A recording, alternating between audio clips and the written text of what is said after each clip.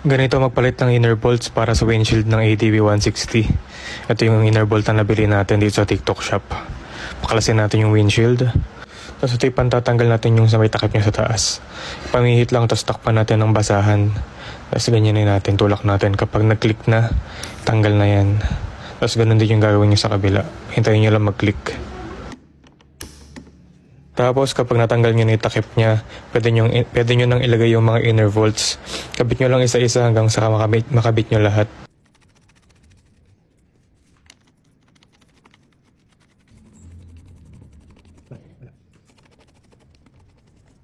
Dito sa taas, yung inner bolt niya sa taas, gumamit ako ng gunting para mahigpitan ko siya. Wala kasi akong long nose. Kung may long nose kayo, long nose gamitin nyo. Alternative lang yung gunting para mahigpitan ko siya talaga ng sobrang higpit. Yung dalawang nasa taas. Tapos pag nahigpitan nyo na yan, doon na tayo sa baba. Sa baba, gumamit lang ako ng dalawang 14. 14 yung pangontra, tapos 14 din yung pamihit. Pagkatapos, i-flip na natin yung windshield.